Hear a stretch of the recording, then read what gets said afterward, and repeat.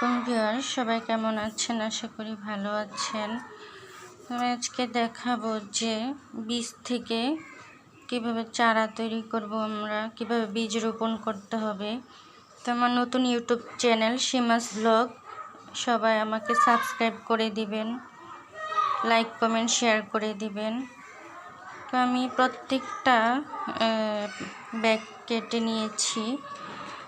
এখানে আছে শসার বীজ, আছে পালং শাক, তারপর চিচিঙ্গা, তারপর আছে উন্নত জাতের ঢেঁড়স, অর্গানিকা, দিশা এগ্রো সিড এক্সপোর্ট, হাজারি উন্নত জাতের ঝিঙা।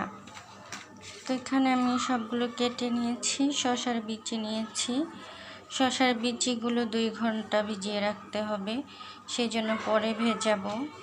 এখানে নিয়েছি পালং শাকের বিচি।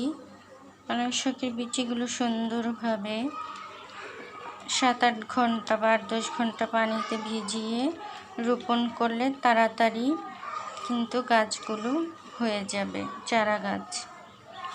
আর এদিকে আমি নিয়েছি একটা বাটিতে পানি, সিমের বিচি নিয়েছি, ঝিঙার বিচি, তারপর নিয়েছি আমি চিচিঙ্গার বিচি, সেই সাথে নিয়েছি ঢেঁড়সের বিচি। এগুলো 7-8 ঘন্টা ভিজিয়ে রাখতে হবে পানিতে, তারপর লাগিয়ে দিতে হবে। তো আমি বিকালে রোপণ করব গাছ বিচিগুলো, সেজন্য আমি এখন ভিজিয়ে রেখেছি পানিতে। এভাবে করে চাইলে আপনারাও গাছ লাগাতে পারেন। এই হলো নিয়মাবলী বীজ রোপণের, কিভাবে আমরা বীজগুলো ভিজিয়ে রোপণ করব মাটিতে। ভালো থাকবেন সবাই। আল্লাহ হাফেজ। আসসালামু আলাইকুম।